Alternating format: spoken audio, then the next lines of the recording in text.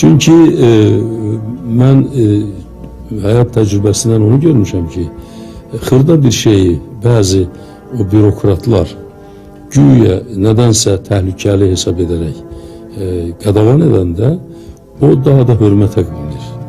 Ancaq o deyilən sözü, ifadəni buraxanda görürsən ki, xalq özü onun öz qiymətini verir.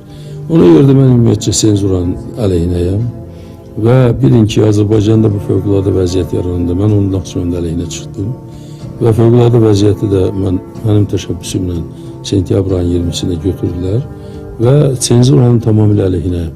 Mən dəfələrlə demişəm, mən azadlıq tərəfdarıyam, hürriyyət tərəfdarıyam, insanın bütün sahələrdə azadlığın tərəfdarıyam. İnsan tamam azad olmalıdır. İnsan nə qədər azad olsa,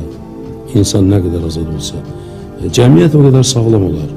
O insan azad olanda o insanların bəzilərinin mənfi hərəkətləri, onlar ümumiyyətcə cəmiyyətə böyük təsir bağışlaya bilməz.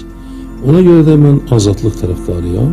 Hesab edirəm ki, gərək senzura nə mənim sözlərimi, nə də başqa müəlliflərin yaxud da ki, başqa siyasətçilərin sözlərinin heç birisini kəsməsinlər. Sizə uğurlar arzulayıram və dövlət əhəmiyyəti dəqiqələri bizi həsr etdiyiniz üçün təşəkkürümüzü bildirirəm. Sağ olun, mən də sizə təşəkkür edirəm.